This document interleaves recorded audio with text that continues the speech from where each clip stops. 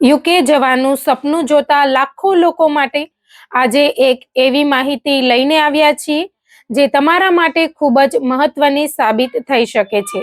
જો તમે યુકેમાં ફરવા જવા માંગતા હોય, તમારા પરિવારને મળવા માંગતા હોય, બિઝનેસ મીટિંગ માટે જવા માંગતા હોય અથવા ટૂંકા સમય માટે અભ્યાસ કરવા માંગતા હોય, તો યુકેનો સ્ટાન્ડર્ડ વિઝિટર વિઝા તમારા માટે એક ઉત્તમ વિકલ્પ બની શકે છે.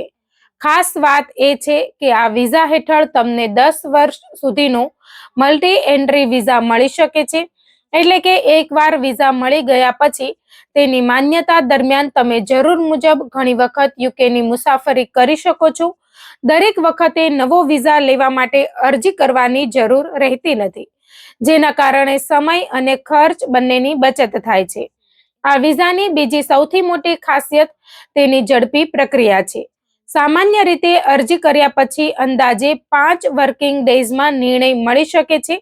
જો કે વાસ્તવિક સમય અરજીની સંખ્યા અને વ્યક્તિગત કેસ મુજબ બદલાઈ પણ શકે છે.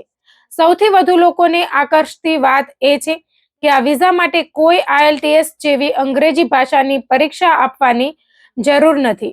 ઉપરાંત કોઈ જોબ ઓફર હોવી જરૂરી નથી અને કોઈ સર્ટિફિકેટ ઓફ સ્પોન્સરશિપ એટલે કે COS લેટર પણ જરૂરી નથી. એટલે જો તમારો હેતુ માત્ર મુલાકાત, પ્રવાસ, પરિવારને મળવાનો અથવા અન્ય માન્ય મુલાકાતી હેતુઓનો હોય તો આ પ્રક્રિયા ઘણી સરળ બની જાય છે. ઘણા લોકોનો એક પ્રશ્ન હોય છે કે શું આખી ફેમિલી સાથે અરજી કરી શકાય? તેનો જવાબ છે હા.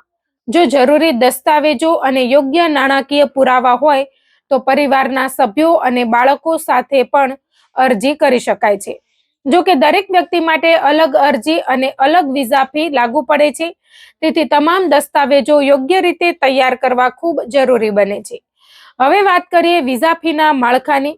જો તમે 6 મહિના માટેનો વિઝા લેવા માંગો છો તો અંદાજે 16,000 રૂપિયાની ફી થઈ શકે છે. 2 વર્ષ માટેનો વિઝા અંદાજે 61,000 રૂપિયામાં મળી શકે છે. 5 વર્ષ માટેનો વિઝા લગભગ 1,09,000 રૂપિયા અને 10 વર્ષ માટેનો વિઝા અંદાજે 1,36,000 રૂપિયામાં મળી શકે છે. અરજી કરતા પહેલા હંમેશા સત્તાવાર વેબસાઇટ પર નવીનતમ ફી ચકાસવી જોઈએ, કારણ કે સરકાર સમયાંતરે તેમાં ફેરફાર કરી શકે છે. હવે સૌથી મહત્વનો પ્રશ્ન એ છે કે આ સ્ટાન્ડર્ડ વિઝિટર વિઝાનો ઉપયોગ કયા હેતુઓ માટે કરી શકાય. સૌથી સામાન્ય હેતુ છે ટુરિઝમ. જો તમે લંડન, મેન્ચેસ્ટર, બર્મિંગહામ, સ્કોટલેન્ડ અથવા યુકેના અન્ય પ્રસિદ્ધ સ્થળોની મુલાકાત લેવા માંગતા હોય તો આ વિઝા યોગ્ય છે. જો તમારા બાળકો, પત્ની, માતા-પિતા અથવા અન્ય સગા સંબંધીઓ યુકેમાં રહેતા હોય તો તેમને મળવા માટે પણ આ જ વિઝાનો ઉપયોગ કરી શકાય છે. જો તમે કોઈ ચેરિટી સાથે જોડાયેલા હોય તો નિર્ધારિત શરતો હેઠળ 30 દિવસ સુધી વોલન્ટરી વર્ક પણ કરી શકો છો. જો મેડિકલ સારવાર માટે યુકે જવું હોય, જેમ કે વિશેષ સારવાર અથવા ઓર્ગન ટ્રાન્સપ્લાન્ટ સંબંધિત પ્રક્રિયા માટે, તો પણ આ વિઝા ઉપયોગી બની શકે છે. બિઝનેસ મીટિંગ્સ, કોન્ફરન્સ, ટ્રેનિંગ અથવા વ્યવસાયિક મુલાકાત માટે પણ આ વિઝા આપવામાં આવે છે. કેટલાક કિસ્સાઓમાં લેક્ચર આપવા, કલાત્મક કાર્યક્રમમાં ભાગ લેવા અથવા અન્ય પેઇડ એન્ગેજમેન્ટ માટે પણ તેનો ઉપયોગ થઈ શકે છે. Short term study, school exchange program અથવા ટૂંકા સમયના અભ્યાસ માટે પણ આ વિઝા યોગ્ય હોઈ શકે છે. હવે વાત કરીએ જરૂરી દસ્તાવેજોની. સૌ પ્રથમ તમારો માન્ય પાસપોર્ટ હોવો જરૂરી છે. સાથે તાજેતરના પાસપોર્ટ સાઇઝ ફોટોગ્રાફ્સ, VFS સેન્ટરમાં અપોઇન્ટમેન્ટ, વિઝા ફી ચૂકવ્યા હોવાનો પુરાવો અને તમારી આવકનો વિશ્વસનીય પુરાવો રજૂ કરવો પડે છે. વિઝા અધિકારીઓને એ પણ વિશ્વાસ અપાવવો જરૂરી છે કે તમે યુકેની મુલાકાત પૂર્ણ થયા પછી તમારા દેશમાં પાછા ફરશો.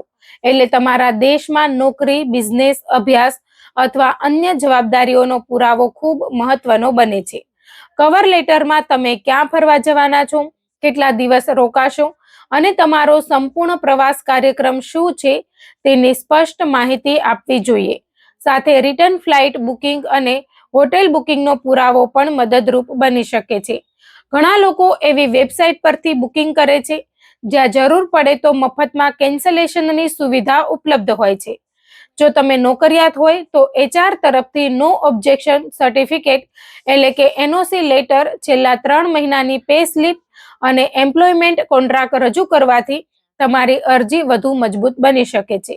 જો તમે બિઝનેસમેન અથવા દુકાનદાર હોય તો income tax return, business bank statement અને ઇનવોઇસ જેવા દસ્તાવેજો મહત્વપૂર્ણ રહેશે.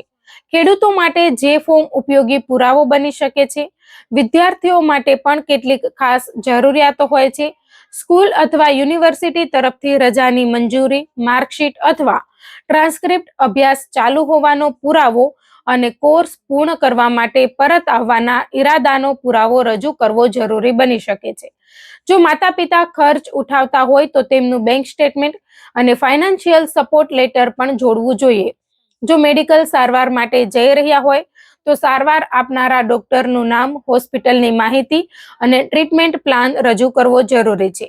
પરિવારને મળવા માટે જતા હોય તો સંબંધ સાબિત કરતા દસ્તાવેજો જેમ કે બર્થ સર્ટિફિકેટ, મેરેજ સર્ટિફિકેટ અને પરિવાર સાથેના ફોટોગ્રાફ્સ પણ ઉપયોગી બની શકે છે. જો કોઈ સંસ્થા દ્વારા લેક્ચર આપવા અથવા કાર્યક્રમમાં ભાગ લેવા આમંત્રણ મળ્યું હોય તો ઇન્વિટેશન લેટર અથવા ઈમેલ જરૂરથી જોડવી જોઈએ. હવે એક મહત્વની વાત, ઘણા લોકો પૂછે છે કે શું આ વિઝા પર યુકે જઈને નોકરી શોધી શકાય? વાસ્તવિકતા એ છે કે સ્ટાન્ડર્ડ વિઝિટર વિઝા પર જઈને યુકેમાં કામ કરવાની મંજૂરી મળતી નથી. જો કોઈ વ્યક્તિ ભવિષ્યમાં યુકેમાં નોકરી કરવા ઈચ્છે છે તો તેને અલગ પ્રકારના વર્ક વિઝા માટે યોગ્ય પ્રક્રિયા પૂર્ણ કરવી પડે છે. જો કે તમે તમારા દેશમાં રહીને યુકેની નોકરી માટે અરજી કરી શકો છો. નોકરી મેળવવાના બે સામાન્ય રસ્તા છે.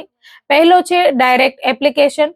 તમે સીવી લાઇબ્રેરી જેવા જોબ પોર્ટલ પર તમારું પ્રોફાઇલ અને સીવી બનાવીને સીધા કંપનીઓમાં અરજી કરી શકો છો. બીજો રસ્તો છે રિક્રુટમેન્ટ એજન્સીઓનો. વિશ્વસનીય એજન્સીઓ ઉમેદવાર પાસેથી નોકરી શોધવા માટે ફી લેતી નથી અને કંપનીઓ સાથે ઉમેદવારોને જોડવાનું કામ કરે છે. તેથી કોઈ પણ એજન્સીને પૈસા ચૂકવતા પહેલા તેની વિશ્વસનીયતા ચોક્કસ તપાસવી જોઈએ. ઘણા ઇમિગ્રેશન નિષ્ણાતો અને કરિયર ગાઈડ્સ લોકોની સીવી તૈયાર કરવામાં, ઇન્ટરવ્યૂ માટે તૈયારી કરાવવામાં અને વિવિધ દેશોમાં અરજી કરવાની પ્રક્રિયામાં માર્ગદર્શન આપે છે. જો તમે આવી સેવા લો તો હંમેશા વિશ્વસનીય અને અનુભવી વ્યક્તિ અથવા સંસ્થાની પસંદગી કરવી જોઈએ અને કોઈ પણ નાણાકીય વ્યવહાર કરતા પહેલા સંપૂર્ણ તપાસ કરવી જોઈએ. અંતમાં સૌથી મહત્વની સલાહ એ છે કે વિઝા માટે અરજી કરતી વખતે ક્યારેય ખોટા દસ્તાવેજો, ખોટી માહિતી અથવા બનાવટી બેંક સ્ટેટમેન્ટ રજૂ ન કરો. તમામ માહિતી સાચી અને ચકાસી શકાય તેવી હોવી જોઈએ. વિઝા અધિકારીઓનો મુખ્ય હેતુ એ જાણવાનો હોય છે કે અરજદારનો પ્રવાસનો હેતુ સાચો છે, તેની પાસે પૂરતી નાણાકીય ક્ષમતા છે અને તે મુલાકાત પૂર્ણ થયા પછી પોતાના દેશમાં પાછો ફરશે. જો તમારી અરજી પારદર્શક, વિશ્વસનીય અને સંપૂર્ણ દસ્તાવેજો સાથે રજૂ કરવામાં આવે તો વિઝા મળવાની શક્યતા વધુ મજબૂત બની શકે છે. જો તમે પણ નજીકના સમયમાં યુકે જવાની યોજના બનાવી રહ્યા છો તો અરજી કરતા પહેલા તમામ નિયમો અને દસ્તાવેજોની યાદી સારી રીતે સમજી લો અને સત્તાવાર માર્ગદર્શિકા મુજબ જ પ્રક્રિયા પૂર્ણ કરો. યોગ્ય તૈયારી અને સાચી માહિતી સાથે તમારો યુકેનો પ્રવાસ વધુ સરળ અને સફળ બની શકે છે.